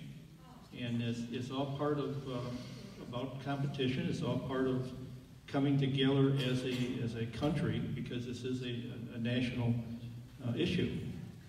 And I think we can do that. Is it a federal issue? Is it a state issue? It's certainly larger than what the state can provide. So we need to get together and and fix this problem for everyone and not be discriminatory between the programs. Thank you, Senator. Mr. LaVoy. Thank you. I also believe it's really more of a federal issue, and I'm not sure that the Affordable Care Act has lived up to everything that it was supposed to do. I think there's political reasons why it has not. I'm also kind of waiting for the federal government to fix it. And, you know, that's been promised in campaigns, at the federal level especially, and we've seen that not happen. So, you know, the mandates haven't been really removed. They've taken some of the things out that you had to do. There's the pre-existing condition issue that still has not been resolved. You have a lot of things that have happened at the federal level, more than the state level, although the Healthy Michigan Plan is dependent on the Affordable Care Act money, and there's going to be a big problem if the federal government doesn't supply that funding anymore at the state level. There was a catch in the Healthy Michigan Plan that the Healthy Michigan Plan would go away. So I'm waiting for our elected officials in Washington, D.C. to do something about that. Thank you. Representative Bellino. Thank you. My father's on Medicare, and he has Medicare, and he has a Blue Cross Blue Shield supplement for $240 a month. And then when you look at his car insurance, it's $480 a year for health care. There's a change we got to make right there to save senior citizens money. The Affordable Care Act did not work for Joe Bellino. I bought insurance for my family, and I picked it a la carte before the Affordable Care Act. And things that I didn't pick, I knew I'd pay for cash if it happened. But I wanted good catastrophic insurance, so I paid for it, $780 a month. When the Affordable Care Act went into effect, I couldn't pick a la carte. It went to $1140 a month, and then up every year after that. So it didn't work for me because I bought my own insurance. It might have worked for people out there, it didn't work for me. And during the Affordable Care Act time when Congress was controlled by Democrats, they could have passed laws to control prescription drug prices, but they chose not to. Thank you. Thank you. Ms. LaVoy. We've acknowledged in Michigan that we have a huge problem with price gouging on prescription drug costs, so that's definitely something that the legislature has to look at. I too think that we need to look to the federal government for some of these answers. The Affordable Care Act has worked wonderfully for some people. When I was at St. Vincent's in Toledo, it was huge. It was huge for the folks who needed the health care, the health insurance, and it was huge for the service provider at the hospital. This is such a complex issue. So what else I will say is I'm still concerned that healthcare is tied to employment. When I was a single mom, I knew that I was the only one that was going to be able to provide health insurance to my daughter. And if I had lost that job, and that was back in 2008 when the economy wasn't so great, I knew we were going to be in trouble. So I do still have concerns about that. I don't know that the Affordable Care Act is the complete answer to that, but we do have to think about that. The other thing is the medical care providers themselves can create programs that help keep people out of the hospital and keep them from using the emergency room as their sole service provider. Thank you. Representative Sheppard, you're up. Well, thank you very much. So I look at this as I can take my minute and talk about one aspect of healthcare, and that is the promises of if you get more people into our hospitals and health systems that are insured, we're going to see the cost go down. Honestly, I haven't seen that. Our health systems and our hospitals continue to raise their prices on things, and a lot of that falls down to where it comes to private health insurance and how many people are in the public sector type of insurance and everything that goes with it. At the end of the day, we got to get down to the brass tacks of it and say, how do we fix this problem overall? And we fix it based upon a whole plethora of ideas. Number one, you're going to have people that are going to be on some sort of government health care. You're going to have people that are going to be on private health care. We have to figure out what cost of services really are and how they're being charged per the different health insurance providers. We also have to look at prescription drugs. Prescription drugs is something that we're talking about every week in the legislature. And one of the things that they're looking at is more transparency on how they're pricing the drugs and how people are getting access to them. And those are all bills that are coming up before us. And a minute is not long enough to completely solve this issue. Thank you. Mr. Whiteside? There is a reason that I am sitting all the way to the left on this table.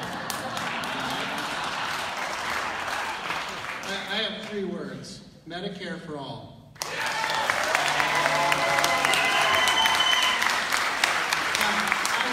military for 13 years. And anyone that tells you that a single-payer plan won't provide you with great health coverage is crazy. We had the best health care in the world, and it was socialized, single-payer health care in the military. We have a system right now that we tried to prop up with the Affordable Care Act. I'm not a big fan of the Affordable Care Act. It was a last-ditch effort to save a greedy, for-profit, private health insurance industry that can't quit gouging people and won't pay the bills because it wants to line its own pockets. The only way we're going to reform that system is to replace it, and we might look backwards in time to see what it used to be like. We used to have something called non-profit insurance. Thank you, Mr. Whiteside. Appreciate it. Very good. We are down to our final question of the evening, and then we will have closing comments from everyone. So thank you very much. Here we go. This question will go to Senator Zorn, then to Mr. LaVoy, and then Republicans will answer first. Michigan voters will decide November 6th whether to legalize recreational use of marijuana. First, do you favor legalization of marijuana use? Second, for our state candidates, what would need to be done to prepare for legalized pot? And for our federal candidates, what should be done to resolve the conflict between state laws legalizing marijuana sale use and federal laws banning it? Senator Zorn, you're up. Where do you want me to start? Yes. I do not support the legalization of marijuana. It is a gateway drug, no matter how you look at it. It is a dangerous drug, and if it is going to be legalized, then the drug should be manufactured like any other alcoholic beverage or anything like that. That it should be done in a manufacturing way that can be controlled. And I'm not convinced one bit that we have enough controls on the marijuana. So I do not support it. I think we're sending the wrong message to our kids. And the schools now are having problems with kids coming in smelling marijuana, and they're not smoking it, but the parents are. And it's just going to cause a lot of problems, not only for kids in school, but also for employment. As we know what happened out in Colorado, many people are not able to keep their jobs because they take the drug test and fail it. Thank you, Senator Zorn. Thank you. Appreciate it. Mr. LaVoy, you're up. This one's a harder question for me. It's a ballot initiative, so it will be voted on. It wasn't one of those ballot initiatives that were adopted by the legislature recently, so you will be able to vote on this one. You have an opinion. So I kind of feel that it should be up to the people to decide. So that being said, I don't support it. I can see the positive and the negative with it. But at the same time, alcohol is also a gateway drug. Yeah. Alcohol is legal. Alcohol is regulated. Some people brew their own beer. They can also make their own wine. So to say that it has to be only manufactured by, I don't know, would it be pharmaceutical companies? I don't know how that would work. But the idea is that people should be allowed to do what they want to do within limits. If it's affecting somebody else, they should not be able to do it. I have some grave concerns with the legalization if the regulation is not there. And I'd like to speak more on that, but I'm also out of time. Thank you. Representative Bellino. Thank you. This is for my daughter Mary sitting in the audience. Mary, today's marijuana is not your daddy's marijuana, okay? It's totally different. As an addict in recovery, we have a lot of debates about what is the gateway drug. Or gateway, if this passes, there'll be no more debate 5 years from now. There'll be no more debate. It'll be marijuana. It won't be alcohol because kids will get marijuana a lot better, cheaper than they can alcohol. Medical marijuana is there for a nice subset of people. But we have way too many people on medical marijuana in Monroe County and the state than really need to be on it. Seriously. Seriously. Ask the police, ask them about the B&Es, ask them about people getting hit with guns and stuff. They go in, they know where the marijuana is being sold, they break into the homes with guns. Just talk to the law enforcement. I have a nephew who gets oils. He has autism, and he was taking severe caustic anti-seizure medicine, bad for his body. His mother goes to Ann Arbor every few weeks, every month or so, gets some oils, brings it back, puts it in his cereal. No more spasms. No more, and it's great. It works out great for him. But in this county, in this state, we've taken medical marijuana over the board, and it's not right. So I wonder what will happen if this passes. It'll be the Wild West. Thank you. There's LaVoy. This is a really tough one for myself as well. I think I'm still formulating some of how I feel about it. Some of that comes from, because I've spent a lot of time listening to both sides of it. As someone in local government, I know that there are things that could happen if it's legalized that will be challenging to the local government and the police, etc. So we need to look at that. I also know from knocking on doors that there are a lot of people in this area, in the district, that are already using. So the counter argument is, should we be regulating it? Should the government have the opportunity to control some of it a little bit more? I don't have this all figured out. Medical marijuana, I think, is something that if it works for people, they should have the opportunity to utilize it. And again, I have to agree that I'm glad that I'm going to be in the voting booth with the rest of you in November and casting my vote in because I think when this is an issue that everybody feels passionate about, and I'm glad that the legislature didn't take our rights away to vote on this particular issue. Thank you. Representative Sheppard. Thank you. So I'm going to approach this from an interesting perspective. I will say this, that it's coming, folks. Okay, it's coming. You're seeing it passing through states. You're seeing it. I think right now the ball is a lot in the federal government court, because here's what happens. When the state of Michigan does a complete overhaul on how the medical marijuana is going to look, right, and we start making changes to it, which took about a decade to do because of the ballot initiative, we're still fighting the federal law. The people that are out doing this are still violating a federal law. They can't use banking, they can't use loans to do facilities, they can't do anything, so they're very tight. We passed this ballot proposal as written, and we're also going to run into a lot of these similar problems. Okay, I was one of the members of the House of Representatives that wanted us to put a framework in place. If we were going to remove it from the ballot, we wanted a framework in place to be able to allow it to be legalized, but have it in a similar framework that we have for medical. That way there's some synergies between the two. Obviously the votes weren't there to do that. So I think once this passes, which I have strong feelings that it probably will, the legislature over the next few years is going to try to find solutions like we had to for medical. So at the end of the day, we have to have a comprehensive approach, because at some point it is coming. It is coming. Thank you. Mr. Whiteside.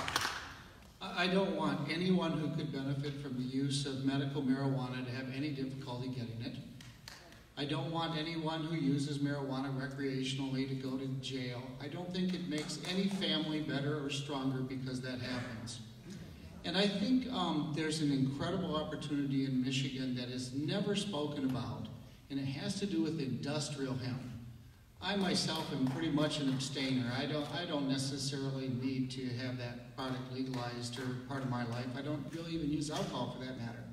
But I think there's a lot of business going over to Canada and China and other places for cellulose hemp that could come right here to Michigan, and that's what really excites me.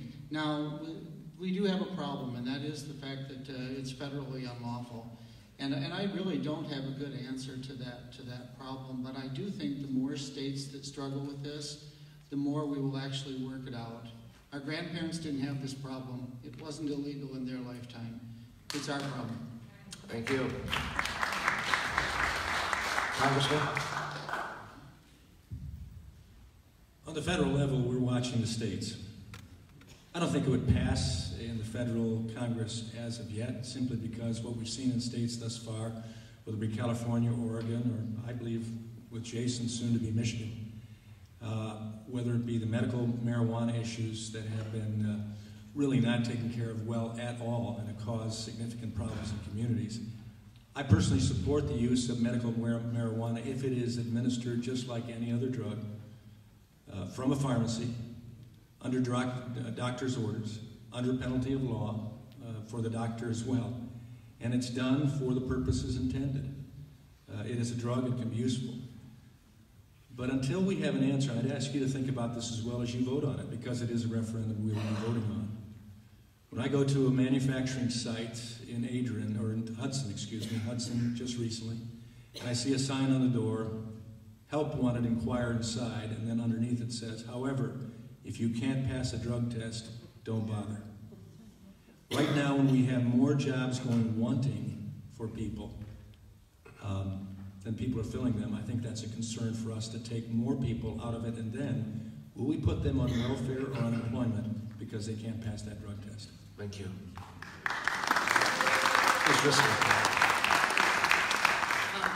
I don't think the federal government should interfere with what the state decides to do in the referendum. I would also like to point out that Canada recently legalized marijuana.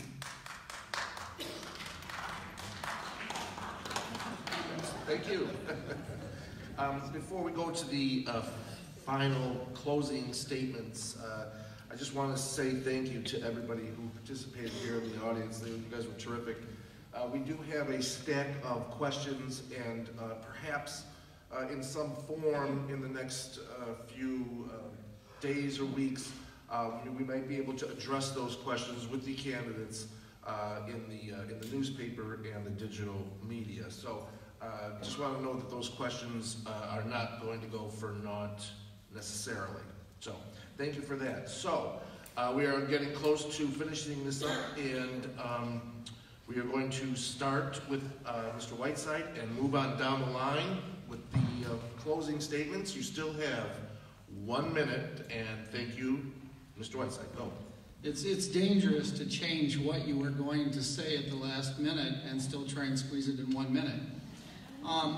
One of the things that I think is really important is that we agree on a lot of things. It's really hard to imagine that, because some of the things we disagree on, we disagree very strongly on.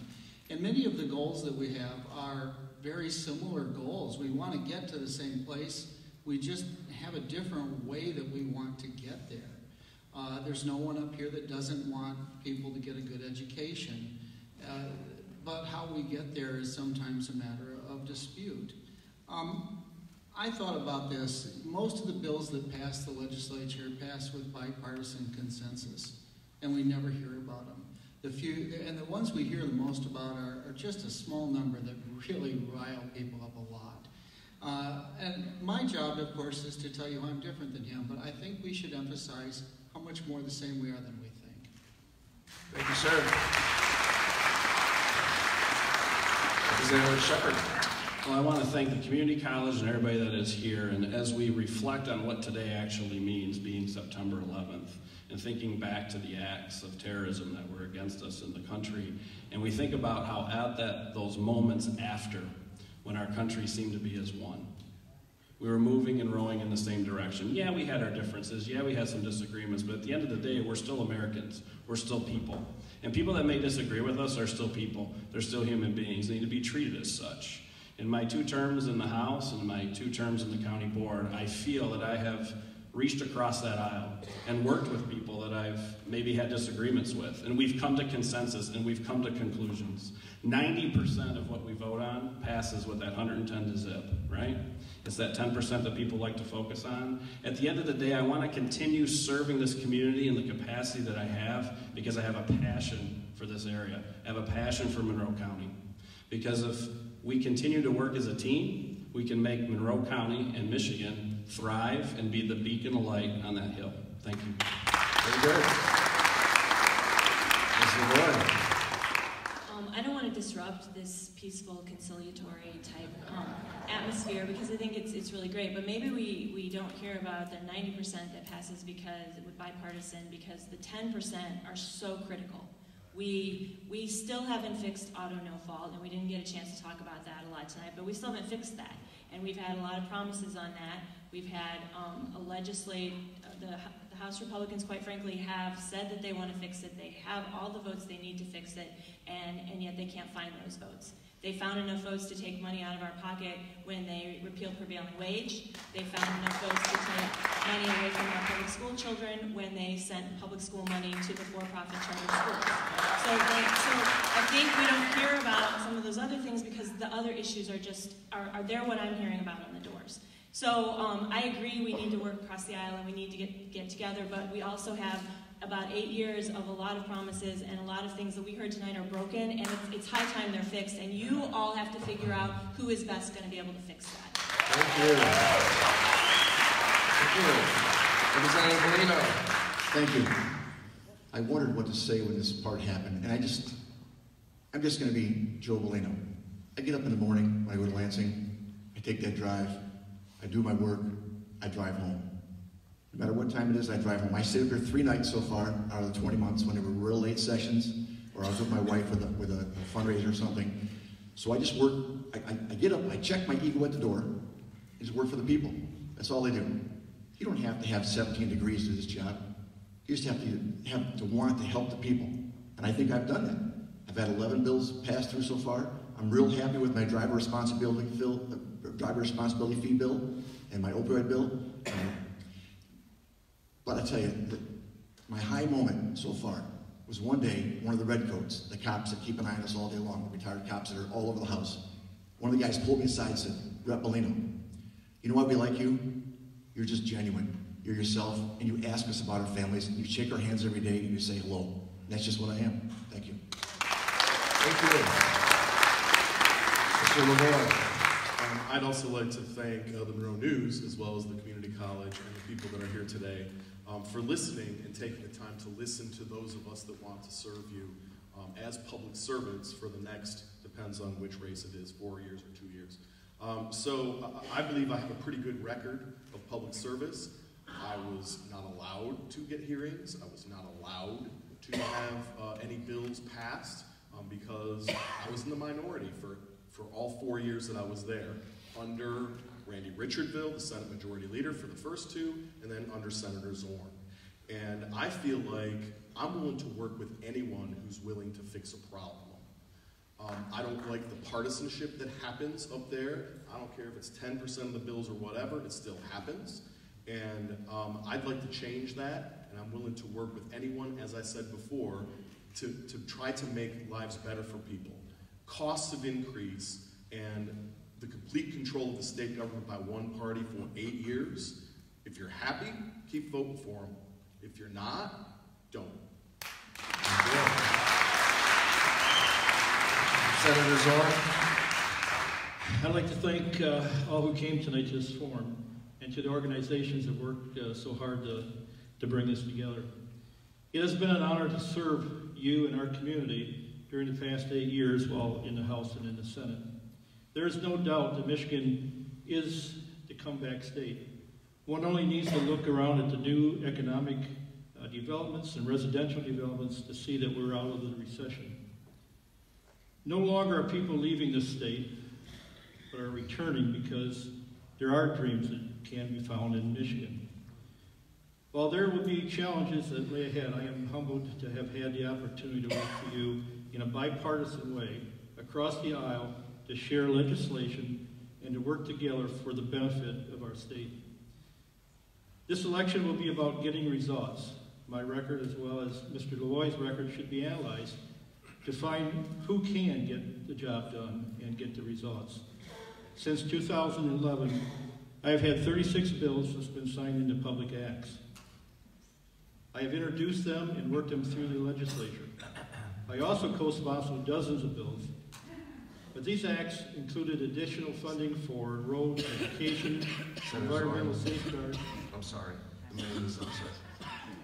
Sorry. I don't want to play by the rules. Thank you very much for coming. Ms. Driskell. Thanks for the opportunity to speak, share our views tonight to the organizers and everybody here. I know you're concerned about the future of our country, as am I. That's why I'm running. I have a son in the Navy, and I come from a family of career military, and I was raised with service to the country as your core value. And that's why I got involved as a volunteer in Saline and how I end up in front of you today. Because when I go around this district and I talk to people at the doors or at the stores or in nonprofit organizations, I hear over and over again that people are not happy. They want change here in this district. They want to be able to get ahead when they work hard. They want to have health care that covers their bills. They want to have prescription drugs that don't skyrocket, so they can actually afford to take care of their families. And they want to, when they work hard, they want to be able to get ahead in their hometown and have their kids get a good paying job in their hometown. That means we need to invest in the people here and look out for the people and not have people in Congress that are catering to their supporters. Thank you. Thank you. Congressman, 1 minute, sir. Thank you for your attention here tonight. Thank you for being here, and thanks to the organizers of the event, including the community college. It's a privilege for me to represent you, and that's why we've done more town halls than any member of Michigan's delegation. That's why we've been out listening to people, and from that, we've had the opportunity to go to Washington and work for results, not resistance. And that means change that does take place. We've seen the growing economy, most optimism in the economy in years, unemployment rate down for all segments of society. When we have the benefits of the tax cut that takes place on April 15th, you'll appreciate that as well. We've seen efforts taken on opioid, the challenge that is there in the narcotics. We passed legislation that is now having impact, and we're seeing the rates decline. We worked with human trafficking. We've worked with the health care and fortunately got a number of things through, including making sure that we kept pre-existing conditions covered. I'll continue to work for you. Again, results, not resistance. Thank you very much. Very good. This concludes our evening. I want to thank everybody involved, the partner organizations that all helped make this happen. Thank you to the community college. We're on Facebook Live, Impact, and the Monroe News, of course. Thank you, everybody. Good night.